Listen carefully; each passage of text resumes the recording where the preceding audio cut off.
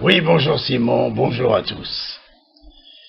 Oui, j'ai appris que vous étiez donc de plus en plus nombreux à nous écouter, à écouter notre journal, à écouter et voir notre journal, et à suivre le grand format, et c'est pourquoi je voudrais un peu rappeler ça.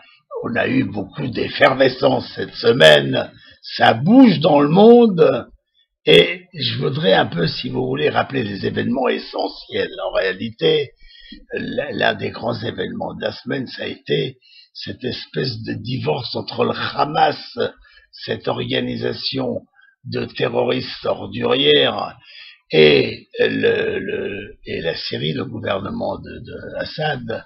Et finalement, le Hamas a quitté le navire, ils se sont sauvés et séparés complètement des autorités de la Syrie avec lesquelles ils entretenaient avant les meilleures relations possibles. Bon, voilà une chose d'acquise. La visite de M. Romney en Israël a été quelque chose de formidable. C'est un ami nous a rendu visite, un ami qui est venu nous voir, et je répète que c'est avec tout notre cœur que nous l'accompagnons et lui souhaitons un succès pour finalement battre Obama, qui n'a pas apporté l'amitié à laquelle les Américains nous ont habitués.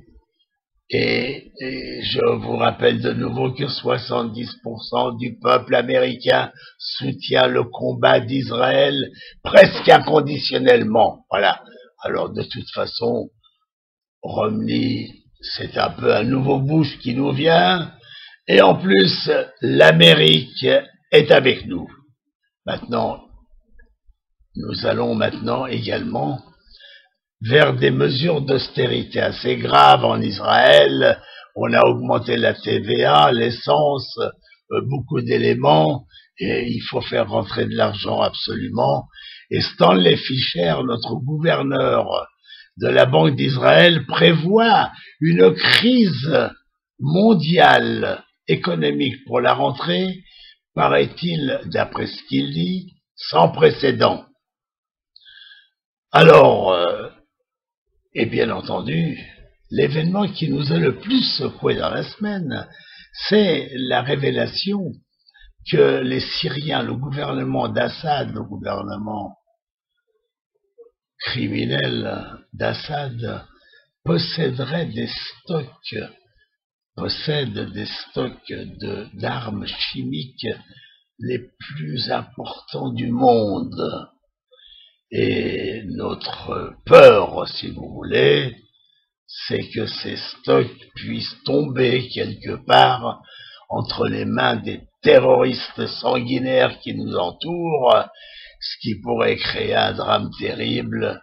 Donc il va peut-être arriver un moment où il va falloir également intervenir pour stopper ce drame qui pourrait être la conséquence d'un geste pareil, de laisser filer une partie des stocks de chimiques de la Syrie vers des mains terroristes.